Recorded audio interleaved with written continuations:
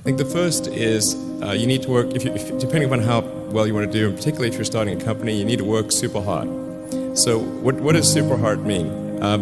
Well, when my brother and I were starting our first company, instead of getting an apartment, we just rented a small office and we slept on the couch. And we showered at the YMCA, and we're so hard up we had just one computer. So the website was up during the day, and I was coding at night, 7 days a week, all the time. And I sort of briefly had a girlfriend in that period, and in order to be with me, she had to sleep in the office. So work hard, like every waking hour. That's the thing I would say particularly if you're starting a company. And I mean, if you do simple math, say like, okay, if somebody else is working 50 hours and you're working 100, you'll get twice as much done in the course of a year as the other company.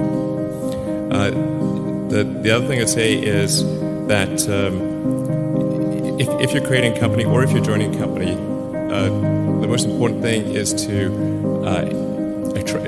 attract great people. So either join a group that's amazing that you really respect, or if you're building a company, you've got to gather great people. I mean, all a company is a group of people that have gathered together to create a product or service.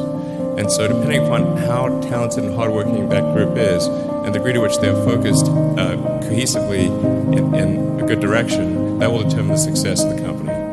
So do everything you can to gather great people if you're creating a company. Then I'd say focus on signal over noise. A lot of companies get confused. They spend money on things that don't actually make the product better. So, for example, at Tesla, we've never spent any money on advertising. We put all of the money into R&D and manufacturing and design to try to make the car as good as possible. And I think that's the way to go. So for any given company, just keep thinking about, are these efforts that people are expending, are they resulting in a better product or service? And if they're not, stop those efforts. And then the final thing is to sort of don't just follow the trend.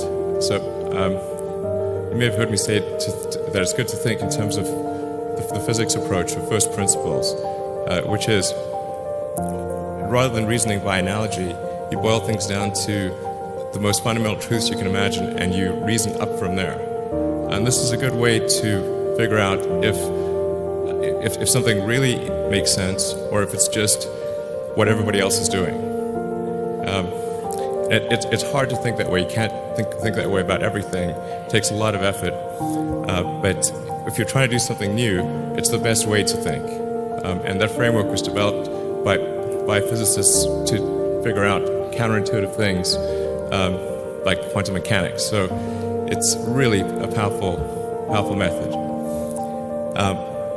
Anyway, so that's, and then I think that the final thing I would encourage you to do is, now is the time to take risk. You don't have, you don't have kids.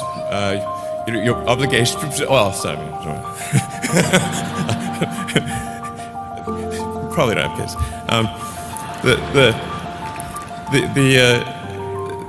But as you get older, your obligations increase.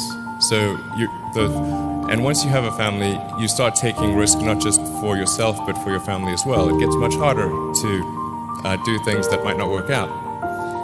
So now is the time to do that before you have those obligations. So I would encourage you to take risks now. Do something bold. You won't regret it. Thank you.